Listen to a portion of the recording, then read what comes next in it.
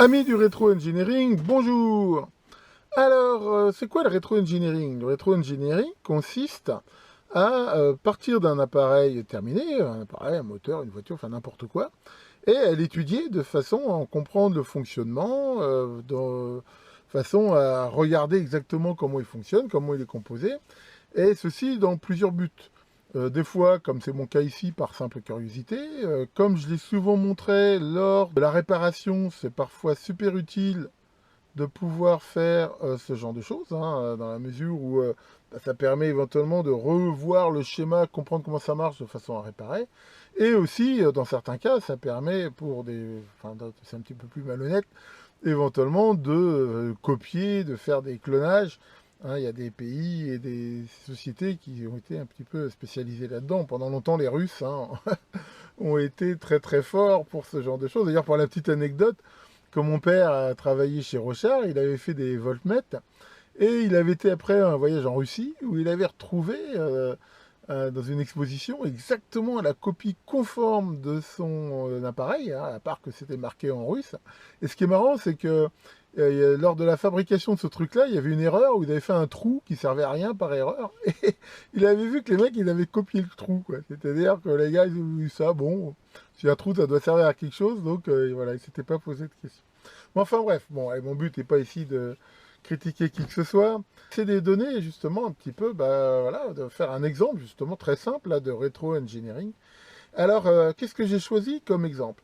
Bah, en fait, il n'y a pas longtemps, en faisant du nettoyage, j'ai trouvé, qui traînait quelque part, une de ces raquettes anti-moustiques, hein, comme j'ai mis dans la photo de la vidéo, ces petites raquettes jaunes là, qui permettent, hein, on appuie sur un bouton, et ben, de faire une sorte de haute tension entre deux grilles métalliques, et quand on chope une mouche, un moustique, enfin un insecte, généralement ça fait un petit clac et ça le flingue aussi sec par électrocution. Le principe de ces trucs-là, bah voilà, en fait une façon de, à partir de piles, hein, là on va voir c'était deux piles de 1,5 volts, et ben de faire une tension assez forte pour pouvoir comme ça tuer des insectes. Alors le truc, la raquette, elle était vraiment dans un état lamentable, d'ailleurs je vous la montre même pas, mais je l'ai ouverte et j'ai pu à l'intérieur récupérer ici le circuit. Alors, quand on fait du rétro-engineering, c'est un petit peu comme une enquête. Il faut essayer de noter le maximum d'indices qui vont permettre après de pouvoir voilà, je veux dire, enfin, comprendre comment fonctionne le truc et l'étudier. Alors, le circuit, quand je l'ai récupéré, il n'est pas tout à fait comme ça, mais j'ai pas filmé à ce moment-là. Il n'y avait pas cette diode ici que j'ai rajoutée après, qui me sert moi à le brancher. Donc voilà, cette diode n'existait pas. Par contre, il y avait ici cette LED. Là, c'est pareil, ce transistor-là, j'ai pareil, en faisant des manips, j'ai cramé le transistor d'origine. Donc j'ai mis ici un support et j'en ai mis un autre. Mais je veux dire, à l'origine, ici, il y avait un petit transistor noir en plastique, là, à trois pattes. Hein, voilà, qui était d'ailleurs, la référence était marquée dessus. Et voilà, il y avait deux fils rouges qui sortaient ici et qui, via un petit interrupteur, allaient aux piles. Hein, donc c'était un logement de deux piles AA en série de 1,5 volts, donc ce qui fait une alimentation de 3 volts. Et de l'autre côté, il y avait sur ces bornes ici, deux fils blancs qui allaient sur les grilles extérieures et un fil rouge qui allait sur la grille intérieure. Donc voilà comment ce truc-là était branché. Alors là déjà, on peut voir que j'ai pas noté la polarité, ce qui fait qu'à la base, comme ils ont tout câblé avec des fils de même couleur et que à la limite, il n'y a rien de marqué, hein, sur le circuit, je ne savais même pas quelle était la polarité, le plus et le moins. Mais en faisant du rétro-engineering, justement, on va sans doute être capable de la déterminer. Quand on fait du rétro-engineering aussi, il faudra éventuellement de repérer les composants et leur connexion. Ici, on est dans un cas qui est très facile, dans la mesure où on voit qu'on a accès à un circuit simple face, et on voit très bien les pistes, donc ce qui permet très facilement là de revoir les connexions. C'est un simple face, donc il n'y a pas de piste côté composant. Quand c'est un double face, c'est des fois un petit peu plus compliqué, surtout que des fois les pistes passent sous des composants, donc on ne les voit pas. Donc là, ça aide pas. Quand c'est en plus du multicouche, alors là, j'en parle pas, c'est l'enfer. Ça peut devenir très très compliqué. Ensuite, ici, c'est du traversant. Les composants sont quasiment tous repérables et marqués. Donc, c'est pareil, ça aide énormément. Quand c'est du SMS, souvent, par exemple, les condensateurs ne sont pas marqués. Donc, c'est pas non plus évident pour connaître leur valeur. Alors, justement, il faut repérer et reconnaître les composants. Donc, on a ici cette LED, composant bien connu. Là, on voit qu'il y a 3 résistances, et avec des résistances, je veux dire, tout à fait des quarts de watt carbone standard, dont les valeurs sont faciles à lire, hein, c'est le code des couleurs. Donc là, on a 120 ohms, 470 ohms, 1,5 K. On a ici une diode. Alors la diode, sa référence est marquée dessus, mais comme elle est marquée autour, faudrait la dessouder pour la lire complètement. Mais après, voilà, à partir du schéma, on peut aussi facilement déduire un peu un modèle ou un équivalent. En sortie, on a ce condensateur, là noté 204J, donc 204 c'est toujours en picofarad, donc ça fait 200 nanofarad, 400, donc je suppose que c'est la tension, 400 volts. Et donc le transistor, hein, qui était pareil, il était noté D1616, je crois, ou D1313, je ne me rappelle plus, mais enfin D, alors quand ça commence par D, souvent c'est la notation japonaise, hein, ça veut dire 2SD. Donc sa vraie référence c'est 2SD 1616, donc ça on trouve facilement le datasheet, ce qui va donner le type de transistor, ce qui va donner son brochage, ce qui va aider. Et dernier composant, on voit ici ce transfo, on voit qu'il a 6 bornes de connexion pour pouvoir relier aux différents composants.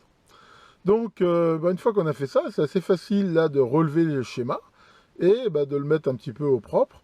Et après, de l'examiner et d'en déduire et le fonctionnement. Et on va voir très facilement, par exemple, on va aussi pouvoir déduire la polarité ici de l'alimentation et savoir donc où est le plus et où est le moins. Alors, regardons le schéma. Voilà, donc grâce à cette observation, j'ai réussi à refaire le schéma. Donc là, j'ai mis les 2 piles hein, qu'on peut voir, enfin qui étaient en série. On retrouve là le poussoir de mise en route. La LED est tout simplement mise en parallèle sur l'alimentation, donc avec une résistance de limitation de 120 ohms. Hein, donc ça, c'est quelque chose de très très classique. D'ailleurs, on peut voir que la LED ne garantit pas que le système fonctionne, même si le transistor était mort. Elle dit simplement qu'il y a de l'alimentation. Alors là, on retrouve une topologie qui est très très connue, qui est ce qu'on appelle les oscillateurs bloqués. Alors, faut bien voir un truc, c'est que j'ai un petit peu triché, c'est-à-dire que j'ai pas réellement relevé, parce que c'est pas très facile à faire, la façon dont sont faits ici les bobinages, on va dire, je les ai déduits, parce qu'il n'y a pas 50 000 façons de faire ce genre d'oscillateur. Donc là, il y a un seul et unique transistor, comme on l'a vu, qui en gros commande ici le primaire, on va dire, de ce transfo. Alors comment est faite l'oscillation? Alors pour comprendre comment ça fonctionne, lors de la mise en route, on a ici une tension positive, donc qui va passer là doucement à travers cette résistance de 470 ohms, dont le rôle est de limiter ici le courant dans la base, dans cette bobine, qui au début, je veux dire, va un petit peu résister au passage du courant, mais pas tant que ça, et va avoir tendance à rendre ici le transistor conducteur. Donc le transistor ici va devenir conducteur, ce qui va commencer à établir ici un flux magnétique à l'intérieur là de la bobine. Et ce flux magnétique, hein, vu le sens ici du bobinage, hein, c'est très important dans les oscillateurs bloqués de bien respecter le sens, va avoir tendance, on va dire, à faire une tension inverse, on va dire, quelque part pour bien comprendre, qui va avoir tendance à bloquer le transistor. Donc, comme il est bloqué, il s'arrête. Comme il s'arrête, au bout d'un moment, le flux ici à l'intérieur, il se coupe. Comme il se coupe, on revient un petit peu à la situation de démarrage et le système redémarre. On peut voir ici qu'il n'y a absolument aucun condensateur. Hein. Ce qui fixe, je veux dire, la fréquence d'oscillation, c'est les valeurs ici d'induction du transfo et des bobines. Alors après, comment on fait derrière la haute tension? Là, il y a un second enroulement qui probablement comporte bien plus de spires. Donc on est bien dans un système transformateur-élévateur. Via cette résistance de 1,5 K et cette diode, ça vient charger ici cette capa de 200 nanos. Et qui donc, alors au début elle va se charger sans doute un petit peu progressivement, mais je veux dire très très vite, à mesure où a priori tant qu'il n'y a pas de charge, il n'y a rien qui vient décharger le condensateur, et il va venir se charger à une tension qui est la tension, on va dire crête maximum ici, sachant que le but de la résistance de 1,5 K ici est de limiter un petit peu le courant de charge. Et après, là on voit, alors c'était les grilles. Hein, je rappelle que ces raquettes, il y a une grille à maille relativement fine qui est prise en sandwich par 2 grilles de mailles, elles, un petit peu plus épaisses, et que si à un moment donné un insecte, lui qui est assez grand, on va dire, pour passer dans la grille rouge, qui a des mailles assez grandes, touche la grille à l'intérieur, comme il est potentiellement un peu conducteur, il sert de décharge au système et ça le fout droit net. Hein, on va voir tout à l'heure que ça fait quand même des belles étincelles. Alors la sécurité des gens est faite qu'on veut voir que des deux côtés, normalement, on ne peut pas toucher la grille interne. On ne peut toucher que cette grille externe, mais cette grille externe, je veux dire par rapport à la Terre, c'est-à-dire par rapport au corps de la personne, bah, elle a un potentiel élevé, mais je veux dire par rapport à rien. Quand on touche cette grille-là, on risque absolument rien. Bien sûr, si on commence à les faire fouiller et à aller éventuellement toucher la grille interne, là, pour le coup, on risque de se prendre une belle décharge. Donc voilà, hein, le schéma, quelque chose de très très classique. Et d'ailleurs, enfin, je suis toujours assez ébahi de voir comment finalement, avec un nombre de composants très restreint, c'est ce qui permet d'avoir un coût très faible, on arrive à avoir un circuit, ma foi, relativement fiable, hein, pour voilà, faire ce genre de choses. Bien, alors maintenant on va pouvoir passer, on va dire, aux travaux pratiques. Alors, brancher le biniou, donc je le branche sur une alim donc, de 3 volts et voilà, on peut voir que la LED s'allume et que ça consomme à peu près dans les 200 mA. Alors on va faire un essai, en faisant un petit peu attention quand même là de toucher. Et voilà, on peut voir que ça pète bien. Qu'il y a bien ici quand même de l'énergie et largement assez de quoi niquer un moustique. Alors on va essayer de mesurer la tension de sortie. Donc pour ça, je vais prendre un voltmètre tout simplement. Et on va mesurer la tension de sortie. Donc entre le fil rouge et le fil blanc.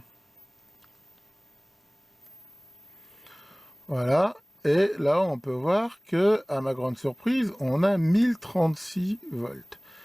Alors là, je dois dire que je suis un petit peu étonné, parce que 1000 volts soit, donc je pense que la tension est bonne, mais si on regarde bien le condensateur de sortie, on voit que c'est un modèle 200 nanovolts 400. Vous voyez, c'est 400 volts.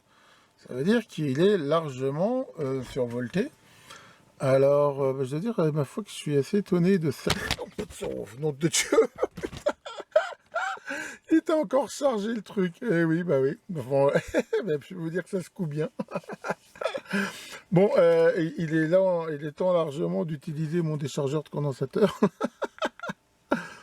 Bon, bah voilà. Je me suis pris une belle ch'touille. C'est pas la première, c'est pas la dernière. Ça m'apprendra à pas faire attention. Mais enfin, toujours est-il que, voilà, maintenant, donc là, ça y est, c'est bien déchargé. On peut y aller. Ouais, ça, c'est pourtant bien marqué 400. Ou alors, ce serait un condensateur spécial où la tension... parce que même si c'est 400 volts alternatif, ça fait pas 1000 volts. Alors là-dessus, je dois dire, je suis un petit peu étonné. Enfin bon, vous voyez comme moi la mesure. Donc là-dessus, c'est comme ça. Alors maintenant, dans ces trucs-là, des fois... peut-être qu'ils ont trouvé des condensateurs qui sont un petit peu tolérants et qui acceptent ça. Enfin, je sais pas, à vrai dire. Je suis quand même relativement étonné par cette valeur. Mais enfin bon. Voilà, donc voilà, ce qu'on peut voir, c'est que ça fonctionne, ma foi, très bien pour un circuit aussi simple. Alors, on peut regarder avec un oscilloscope un petit peu à quoi ça ressemble et à quelle fréquence ça oscille. Donc là, je vais mettre une sonde entre le moins, on va dire que c'est la masse, et le collecteur du transistor. Et on va regarder à quoi ressemble le signal. Et on peut le voir ici sur, je vais peut-être éteindre la lumière pour bien voir, sur l'oscilloscope. Donc on a en fait cette forme d'onde qui est ma foi relativement très typique de ce genre d'oscillateur bloqué. Voilà, alors, on peut voir que la tension devient même à un moment donné un petit peu négative, ce qui est lié, je veux dire, au système un peu selfique, mais enfin bon, c'est pas très gênant. Alors si on veut mesurer la fréquence, eh ben, on peut ici mettre des curseurs, voilà, et on peut voir que la fréquence est de l'ordre de 14 kHz. Voilà, donc ça fait des impulsions, ma foi, relativement courtes, de ici, voilà, en gros, de 17 microsecondes. Donc, voilà, on peut voir que, après notre rétro-engineering, on arrive tout à fait à faire fonctionner ce truc-là. Voilà, j'espère que cette petite vidéo de rétro-engineering, ma foi très simple, vous aura intéressé. Et vous aura aussi montré que, voilà, comme je dis toujours, faites ce que je dis, pas ce que je fais. Il faut quand même faire attention, surtout avec des systèmes comme ça. On pourrait croire que alimenter avec des piles de 1,5 volts, je veux dire, c'est pas dangereux, mais là, on a typiquement un exemple où, voilà, ça charge un condensateur. Alors, normalement, sur des trucs comme ça, il aurait été bienvenu de mettre quelques résistances en parallèle sur la capa de sortie pour la décharger, éventuellement quand même une fois que l'alimentation est coupée, ce qu'ils n'ont pas fait. Alors c'est vrai que les raquettes telles qu'elles sont faites, il y a peu de chances qu'on touche, je veux dire, de façon, comme je l'ai montré, dangereuse les grilles, mais enfin bon, c'est comme ça, mais voilà. Donc, non seulement je me suis pris une ch'touille là en direct, vous l'avez vu comme moi, il m'a bien secoué, mais après, en plus, en refaisant le con avec, j'avais oublié de le redécharger et je m'en suis repris une deuxième, décidément. Donc là, il faut quand même faire attention. D'ailleurs, enfin, faut même se méfier, hein, parce que des fois, je vois des blagues, là, des gens qui s'amusent avec ça. Potentiellement, quand même, on voit que c'est un condensateur, il est chargé à 1000 volts. Alors, il n'a pas une super capacité, donc l'énergie est quand même pas énorme. Enfin, voilà, c'est largement assez, quand même, pour bien secouer. Et c'est pas agréable du tout. Par contre, je dois aussi dire que j'ai vu une fois une vidéo où un mec disait que dans ces raquettes-là, il y avait des kilovolts, qu'on pouvait les utiliser pour faire un taser, un truc comme ça. Enfin, honnêtement, tel qu'est fait le schéma ici, même si la tension en sortie est quand même assez élevée, voilà, pour faire un taser avec des étincelles grandes comme ça, mais volts, ça suffit pas. Il faudrait, enfin, je veux dire, ce schéma-là, du moins, ne peut pas aller. Il faudrait éventuellement derrière mettre ce qu'on appelle un triplicateur de tension. Enfin, ça sera un autre système pour éventuellement tirer de la tension comme ça. Alors, qu'est-ce qu'on peut faire justement d'un truc comme ça? Bah, à la limite, on peut en faire. Enfin, c'est-à-dire ce que je vais faire, éventuellement une sorte de piège à souris. Parce que, en effet, si on laisse tomber sur une plaque métallique, par exemple, quelques fils qui pendent, et on met ce petit système-là, hein, alors, il consomme un peu, mais enfin, si on l'alimente sur secteur, c'est pas très, très gênant, et qu'on met un peu de grain, bah voilà, je pense que ça peut peut-être être assez fort pour flinguer les souris, et c'est peut-être ce que je vais faire avec. Bon, enfin voilà, ce qui est sûr, c'est que si vous bricolez ça, faites quand même attention, et normalement, voilà, avant de le manipuler, il faut décharger le condensateur de sortie avec une résistance, là, vous mettez une résistance de 470K ou 100K et ça le déchargera correctement. Mais voilà, faut quand même y faire bien attention. Et tiens, Maurice, ça va Maurice, qu'est-ce qui t'est arrivé? Bah, qu'est-ce qui t'est arrivé? Tu t'es pris une claque. Qui c'est qui t'a donné une claque? Pincette? Qu'est-ce que t'as fait à Pincette pour qu'elle foute une baffe? Elle t'a dit, je vais faire de la charité, je vais donner mes vêtements aux gens qui meurent de faim. Et alors, c'est sympa, et pourquoi t'as donné une claque? Parce que tu lui as dit, s'il rentre dans tes vêtements, il meurt pas de faim. Là, c'est un petit peu manqué de psychologie féminine. Bon, bah voilà, donc je voulais travailler encore sur mon CP109, et puis je suis tombé sur ce truc-là, puis j'ai voulu voir comment ça marchait, et puis, j'ai fait la vidéo, et puis encore une fois, j'ai pas fait ce que j'avais prévu de faire. Mais il faut quand même que je m'y remette, bien que, comme d'hab, c'est l'hiver, il fait 16 degrés dans le labo, c'est pas bien chaud. Là-dessus, que le grand zap zap vous épargne de ses étincelles, et à très bientôt pour de nouvelles vidéos.